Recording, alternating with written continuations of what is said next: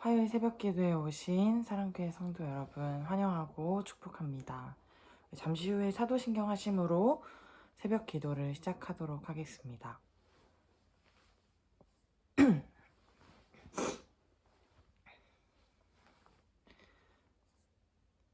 함께 사도신경으로 신앙 고백하시겠습니다.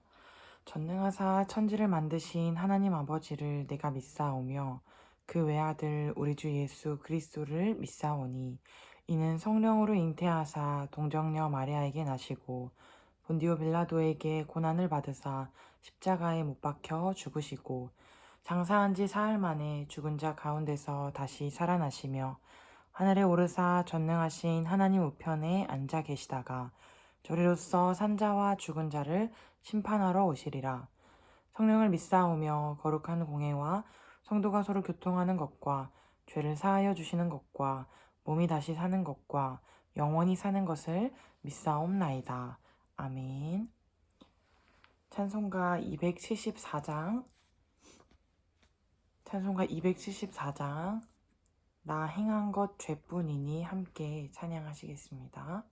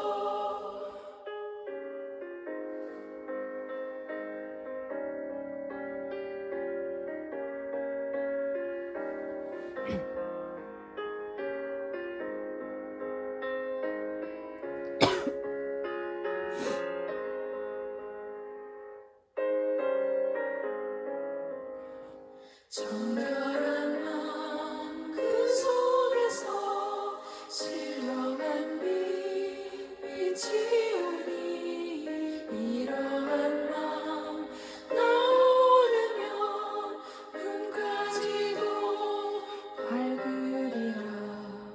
물 가지고 날 씻든지 불 가지고 태우든지 내 영과 다 닦으사 내 모든 죄 용서서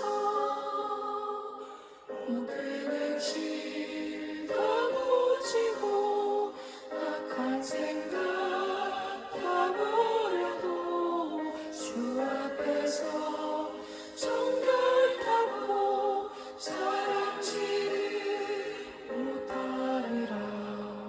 물 가지고 날 씻든지 불 가지고 태우든지 내 영과 다 닦으사 내 모든 죄 용서서. 아멘. 오늘 함께 읽을 말씀은 레위기 13장 40절에서 59절 말씀입니다. 레위기 13장 40절에서 59절 말씀입니다. 좀 긴 말씀이지만 한 목소리로 봉독하도록 하겠습니다. 함께 읽겠습니다. 누구든지 머리카락이 다 빠지면 그는 대머리가 된다. 그러나 그는 정하다. 앞머리카락만 빠지면 그는 이마 대머리가 된다. 그래도 그는 정하다. 그러나 대머리가 된 정수리나 이마에 희끗희끗하고 불그스레한 헌대가 생기면 그것은 정수리 대머리나 이마 대머리에 생긴 악성 피부병이다. 제사장은 그를 살펴보아야 한다. 감염된 부스럼으로 정수리나 이마가 희끗희끗해지고 불그스레해져서 마치 살갗에 생긴 악성 피부병과 같아 보이면 그는 악성 피부병 환자이므로 부정하다. 제사장은 그에게 부정하다고 선언하여야 한다. 그는 악성 피부병이 머리에 생긴 환자이다. 악성 피부병에 걸린 사람은 입은 옷을 찢고 머리를 풀어야 한다. 또한 그는 자기 코 및 수염을 가리고 부정하다, 부정하다 하고 외쳐야 한다. 병에 걸려있는 한 부정한 상태에 머물러 있게 되므로 그는 부정하다. 그는 진 바깥에서 혼자 따로 살아야 한다. 곰팡이가 옷, 곧 털옷이나 베옷에 묻었을 때에 또는 배나 털로 짠 천의 나래나 씨에 또는 가죽에나 어떤 가죽 제품에 묻었을 때에 푸르스름하거나 불그스름한 자국이 그 옷에나 가죽에나 천의 나래나 씨에나 또는 어떤 가죽 제품에 생겼으면 그것은 곰팡이가 퍼지고 있는 것이다. 그것을 제사장에게 보여야 한다. 제사장은 그 자국을 살펴보고 곰팡이가 묻은 천이나 가죽을 이레 동안 따로 두었다가 이레째 되는 날에 그 자국을 살펴보아야 한다. 그 자국이 옷에나 천의 나래나 씨에 또는 어떤 용도로 쓰이는 가죽 제품이든지 그 가죽에 퍼졌으면 그것은 악성 곰팡이이다. 그것이 묻은 옷이나 천은 부정하다. 곰팡이가 묻은 것은 옷이든지 털이나 배로 짠 천의 날이나 씨든지 또는 어떤 가죽 제품이든지 모두 불태워야 한다. 그것은 악성 곰팡이이므로 불에 태워야 한다. 제사장이 살펴보아서 그 옷에나 천의 날에나 씨에 또는 어떤 가죽 제품에 묻은 곰팡이가 퍼지지 않았으면 제사장은 곰팡이가 묻은 그 옷을 빨도록 지시하여야 하고 또다시 이레 동안 그것을 따로 두게 하여야 한다. 곰팡이가 묻은 옷을 빤 뒤에는 제사장이 그것을 살펴보아야 한다. 곰팡이가 묻은 자리가 퍼지지 않았을지라도 묻은 얼룩의 색깔이 그대로 남아있으면 그것은 부정하다. 묻은 얼룩이 천 안쪽에 생겼든지 천 바깥쪽에 생겼든지 가릴 것 없이 너희는 그것을 불에 태워야 한다. 그러나 천을 빤 다음에 제사장이 살펴보아서 그 곰팡이가 사그라졌으면 제사장은 옷에서든지 가죽에서든지 또는 옷감의 날에서든지 씨에서든지 그 얼룩 자리를 도려내야 한다. 그렇게 하고 나서도 옷에나 천의 날에나 씨에 또는 어떤 가죽 제품에 곰팡이가 다시 나타나면 그것은 곰팡이가 퍼지고 있는 것이므로 너희는 곰팡이가 묻은 것을 불에 태워야 한다. 그러나 한 번 빨아서 옷에나 천의 날에나 씨에나 어떤 가죽 제품에 묻은 곰팡이가 없어졌으면 한 번 더 빨면 정하게 된다. 위에서 말한 것은 악성 곰팡이가 털옷이나 베옷에 또는 천의 날에나 씨에나 또는 어떤 가죽 제품에 묻었을 때에 정한지 부정한지를 결정하는 규례이다. 아멘. 함께 기도하겠습니다. 참 신실하신 아버지 하나님, 새벽에도 하나님을 찾는 주의 백성들에게 하나님의 말씀을 허락하여 주시고 우리가 다시 한번 말씀 앞에서 우리 삶을 돌아보며 정결함과 거룩함이 무엇인지 하나님 알게 하시고 깨닫게 하시고 하나님께서 원하시는 우리 삶의 모습이 무엇인지 생각나게 하심에 감사합니다. 성령 하나님께서 이 시간을 주관하여 주셔서 몸은 떨어져 있지만 하나님의 말씀을 들을 때에 또 말씀을 선포할 때에 하나님의 능력이 각 사람에게 각 사람의 삶에 심겨질 수 있도록 역사하여 주시옵소서. 이 시간에 성령님께서 주관하여 주실 줄을 믿사오며 살아계신 예수 그리스도의 이름으로 기도드립니다. 아멘. 오늘 본문에서는 사람이 악성 피부병으로 확진되었을 경우 어떻게 조치를 취해야 하는지를 알려주고 있습니다. 고대 근동 사회에서 악성 피부병은 자주 관철되던 심각한 질병이었습니다. 당연히 이에 대한 진찰과 처분에 대한 법률이 존재합니다. 당시 사람들은 두 가지 측면에서 고민이 있었습니다. 첫째는 악성 피부병이 하나님에 의해 주어진 일종의 심판이라는 의식이었습니다. 우리도 흔히 잘 알고 있는 생각인데요. 이러한 이유로 그들을 부정하다고 말하고 진영 밖으로 격리하는 것은 하나님 앞에서 공동체의 거룩함을 지키기 위함이었고, 이는 근본적으로 하나님 앞에 나아가서 예배하는 이 거룩한 공동체의 거룩을 지키는 것과 연관되었습니다. 두 번째는 악성 피부병에 의한 전염의 가능성입니다. 이것 때문에 악성 피부병으로 의심되는 순간 즉시 감금되었다가 확진이 되면 진영 밖으로 쫓겨나게 되었습니다. 악성 피부병으로부터 치료되면 즉시 공동체로 돌아올 것이었지만 전염 때문에 악성 피부병에 걸린 사람들은 쫓겨난 것입니다. 먼저는 40절에서 44절을 함께 보겠습니다. 40절에서 44절을 통해서 나병의 증상 중 대머리인 경우를 봅니다. 단순한 탈모 현상 자체가 사람을 부정하게 만드는 것은 아닙니다. 말씀을 보면 앞머리가 빠진 경우에도 대머리로 진단을 받으면 정하다고 하였습니다. 이 결정적인 차이는 이 대머리에 희고 불구스름한 색점이 있으면 악성 피부병으로 간주될 수 있었던 것입니다. 이런 경우 환자는 즉시 제사장에게 자신의 몸을 보여야 했습니다. 제사장은 나온 그 돋은 색점이 희고 불구스름한지 파악을 해서 악성 피부병의 여부를 선언하게 됩니다. 희고 불구스름한 색점이 결정적으로 악성 피부병을 진단하는 전형적인 증상이었습니다. 다음으로 45절에서 46절에서는 이런 악성 피부병 확진자를 어떻게 해야 하는지 소개하고 있습니다. 환자 본인은 즉각적으로 옷을 찢고 머리를 풀어 헤쳐야 합니다. 그렇게 선언되는 그 시간에 자신이 입고 있던 옷을 찢고 찢었는지, 선언되면 슬픔의 표현으로 찢어진 옷을 입었던 건지는 분명하게 나와 있진 않지만, 옷을 찢고 이 머리를 풀어 헤치는 것은 우리가 구약에서 자주 살펴볼 수 있는 장면인데, 큰 재앙이나 슬픔을 당했을 때 이 감정을 표현하는 외적인 행동 중에 하나입니다. 또한 악성 피부병으로 확진된 사람은 자신의 윗 입술을 가리고 사람들이 오가는 길에 있을 때 스스로 부정하다를 크게 외쳐야 했습니다. 일반적으로 이런 악성 피부병이 하나님으로부터 오는 심판의 결과라는 생각을 공유하기 때문이죠.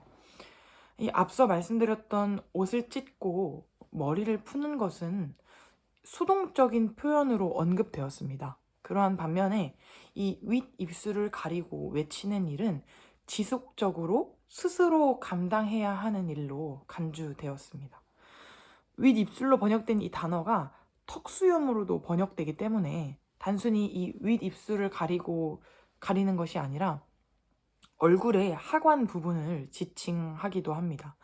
아마도 입술 위에 있는 콧수염을 가리는 것으로 칭한 것으로 우리가 볼 수 있게 되는데, 그렇게 함으로써 얼굴에서 코 아랫부분을 가려서 얼굴의 하관을 가리는 것과 같은 결과가 나오게 됩니다. 이 고대 근동에서는 콧수염이나 얼굴의 하관을 가리는 것을 애도의 표시로 또 해석했습니다. 그래서 우리도 이 얼굴의 하관을 가리는 것을 애도의 표시로 이해할 수 있습니다. 환자에게는 이러한 애도의 표시가 있었습니다. 환자는 즉각적이고 단호하게 격리 조치를 당하고 진영 밖으로 나가야 합니다. 이는 이스라엘 진영의 정결을 유지하고 혹시 모를 접촉에 의해서 환자의 부정이 다른 사람들에게 전염되는 것을 막기 위한 조치입니다. 진영 밖의 모든 곳이 부정한 곳은 아닙니다. 그러나 일반적으로 진영 안과 구별되는 장소로서의 진영 밖은 하나님의 성소로부터 멀어지는 물리적 장소이기 때문에 부정한 자가 거하는 곳, 죽음과 배설물을 처리하는 곳, 행악자를 처형하는 곳 등으로 인식됩니다. 오늘 본문 자체는 악성 피부병에 대한 도덕적 판단을 내리지는 않습니다. 성경에서는 이 악성 피부병 자체가 심판의 결과라고 단정하지는 않습니다. 이러한 질병이 이스라엘 백성 가운데 발생하는 것은 광범위한 죄와 타락의 결과이고 죽음과의 연관성이 있기 때문입니다. 진 밖으로 쫓겨나고 평생 살아야 하는 것은 아니었습니다. 쫓겨난 이후에라도 악성 피부병이 치료되면 다시 제사장에게 진단을 받고 정하다고 판단되면 진영으로 돌아와 정상적인 삶을 살 수 있었습니다. 여기까지 악성 피부병과 피부병에 걸린 사람들의 처리, 그러한 조치에 대한 이야기였고, 다음으로 47절에서 58절까지를 함께 보면 악성 곰팡이에 대한 이야기입니다. 지금까지 앞에서는 사람의 몸에 나타날 수 있는 이 악성 피부병의 여러 증상에 대해서 설명했다면, 이제부터는 사물의 표면에 발생할 수 있는 악성 곰팡이의 경우를 다루고 있습니다. 악성 피부병과 이 악성 곰팡이는 히브리어에서 동일한 단어를 사용하고 있습니다. 개역 개정에서도 나병이라고 일관되게 번역하고 있지만, 현대인이 알고 있는 이 나병은 사물에 나타날 수는 없죠. 사물의 표면에 나타나진 않고, 그래서 이것을 해석할 때는 사물에 나타나는 곰팡이균 정도로 이해할 수 있습니다. 털옷이나 베옷, 그리고 가죽이 이에 해당합니다. 털옷이나 베옷, 그리고 가죽, 이 세 가지 옷감은 고대 근동에서 가장 일반적으로 사용되던 종류입니다. 털옷은 양의 털로 만든 옷이고 베옷은 삼배로 만든 옷감이죠. 이 두 가지 옷감은 당시 사람들에게 상당히 친숙하던 것이기 때문에 본문은 날이나 시 등으로 더 구체적인 표현까지도 포함하고 있습니다. 아무튼 이런 종류의 옷감과 가죽 제품 모두 곰팡이에 취약합니다. 곰팡이를 악성으로 판단하는 기준은 아까 대머리에 난 그 돋은 것도 판단하는 기준이 있었는데, 이 곰팡이에 나타나는 것은 그 기준은 푸르거나 불구스름한 색깔이라고 합니다. 옷감과 가죽의 경우는 푸르거나 불구스름한 색깔로 그 기준을 정했습니다. 여기서 말하는 푸르다는 표현은 히브리어로 연녹색을 의미하기 때문에 녹색 계통, 연한 녹색 계통의 곰팡이균을 생각하면 될 것 같습니다. 이런 색점이, 연한 녹색 계통의 색점이 이런 곰팡이균이 관찰되면 사람들은 즉시 제사장에게 보이고 진단을 받아야 했습니다. 제사장은 악성 곰팡이 증상이 보이면 다시 7일을 기다리도록 합니다. 그 7일을 기다렸다가 그 색점이 더 번졌다면 악성 곰팡이로 규정하고, 부정하게 된 의복이나 가죽은 곧장 불로 태워야 합니다. 그렇지만 7일 후에도 번짐 현상이 보이지 않으면 그 옷을 물로 빨고 다시 7일을 기다려야 합니다. 한 주가 더 지나도 그 색이 빠지지 않으면 악성 곰팡이입니다. 여기서 사용된 히브리어 단어가 단 한 번만 사용된 단어이기 때문에 의미를 정확하게 규정하기는 어렵지만, 구멍을 내다 라는 단어와 연관이 있습니다. 그래서 이 색점이 있다는 말은 곰팡이로 인해서 좀 먹었다 라는 뜻으로 우리가 볼 수 있습니다. 이럴 경우에는 옷 전체를 완전히 불태워야 합니다. 일주일 후에 이 색점이 희미해졌으면 그 부분만 따로 뜯어내어서 제거하면 되었습니다. 색점이 사라지면 주인은 반드시 의복이나 가죽을 물로 빨아서 정결하게 해야 했습니다. 마지막으로 59절은 13장 전체의 요약입니다.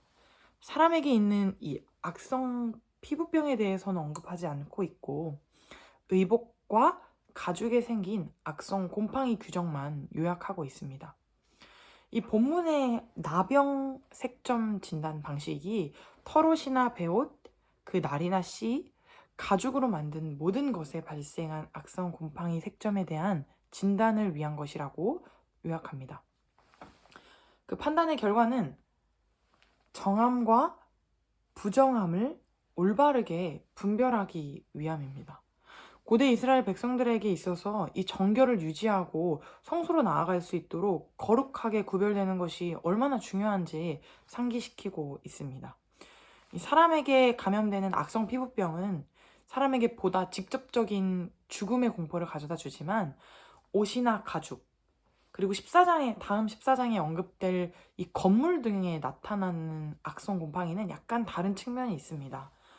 이 발생한 부분이 적었기 때문에 그 해당 부분만 제거하면 됩니다. 아까 나왔던 그 규칙처럼 말입니다. 이 13장은 하나님 앞에서 거룩함을 유지하는 일에 더욱 철저하게 관심을 가져야 한다고 우리에게 말해주고 있습니다. 영적이든 도덕적이든 실생활이든 이 깨끗함과 청결함을 유지하는 삶까지도 포함한다는 측면에서 하나님 앞에서 살아가는 언약 백성의 삶은 삶의 모든 영역, 즉 전인적 삶의 구별됨을 요구합니다. 오늘 본문을 통해서 부정으로 단절에 빠진 세계를 볼 수 있습니다. 이 부정했기 때문에 단절할 수밖에 없었던 그 단절된 세계를 보았는데, 이 단절된 세계가 겪는 절망을 함께 보게 됩니다.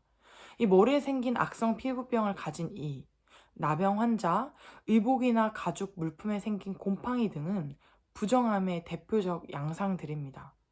이 썩어짐과 죽음이 활동하는 대표적인 증거들로 생명의 하나님으로부터 멀어질수록 그 부정함의 정도가 심합니다. 이것으로 죄와 부정으로 단절에 빠진 세계를 볼 수 있습니다. 나병 환자는 옷을 찢고 머리를 풀며 윗 입술을 가리고 부정함을 거듭 외쳐야 했습니다. 또한 병든 날 동안에 진영 밖에서 혼자 살아야 했습니다. 하나님으로부터의 하나님으로부터 이런 단절은 이웃들과의 단절까지도 초래한다는 것을 우리가 알 수 있습니다.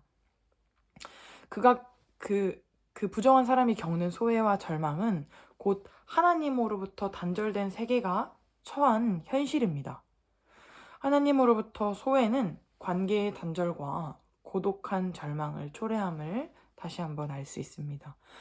이렇게 죄와 부정함에 빠진 세계는 썩어짐과 사망의 세력에게 위협당하고 희망 없이 존재적인 불안에 놓이게 됩니다. 그래서 예수님을 믿지 않는 사람들에게는 모든 것이 다 있는 것 같아도 그들의 삶에 평안이 없고 많은 것을 가진 것 같아도 늘 불안이 있을 수 있는 것입니다.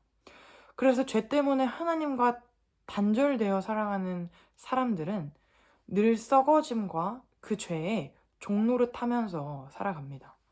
예수님은 이러한 세계에 오시고 죽음을 이기시고 부활하심으로써 생명이 죽음을 이기는 증거와 약속을 남기셨습니다. 우리가 예수님을 찬양하고 경배해야 할 이유입니다. 요약하면 우리는 하나님께서 만드신 존재이기 때문에 하나님께만 붙어 있어야 생명이 있는 존재들인데, 오늘 본문에서처럼 이 부정한 악성 피부병이 부정하다는 판결을 받고는 슬퍼하고 분리되어 살아가야 했던 것처럼 우리도 하나님과 멀어진 그 단절에 빠진 세계에서 하나님 당신이신 예수님께서 이 땅에 오셔서 죽으시고 부활하심으로 그 단절된 우리의 세계에 새 생명을 가져다 주신 것입니다. 주님이 부활 생명으로 만물을 새롭게 하셨기 때문에 지금은 몸에 피부병을 가진 사람도 나병 환자도 생명의 교제에 참여하고 함께 성찬의 떡을 뗍니다. 이 나병 환자를 고쳐 거룩해 하신 생명, 죽음을 이긴 생명이 이미 우리에게 와 있습니다. 이미 우리 몸에 와 있습니다. 빛이 있는 곳에 어둠이 없는 것처럼 정결해진 것에 부정이 함께할 수 없고, 새 생명 받은 사람은 더 이상 죽은 존재처럼 살 수 없습니다. 우리는 정하지 않지만 예수님을 통해서 의롭다 칭함받은 사람들입니다. 우리는 더 이상 죄와 죽음에 종노릇하지 않는 사람들입니다. 구원받기 위해서가 아니라 우리는 이미 예수님을 통해서 구원받았고 예수님을 통해서 이미 정결하여졌기 때문에 그런 정결한 삶을 살게 되고 살아야 하는 것입니다. 예수님은 죽음을 이기셨습니다. 하나님은 예수님을 통해서 우리를 죽음에서 생명으로 옮겨주셨습니다.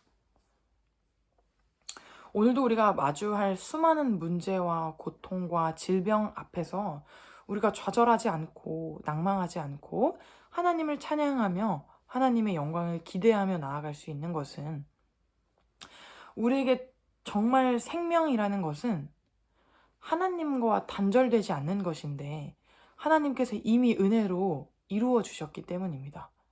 하나님의 은혜로 예수님의 그 부활 생명으로 우리는 하나님과 화목하게 되었습니다. 하나님의 은혜로 우리는 이미 정결하게 되었습니다.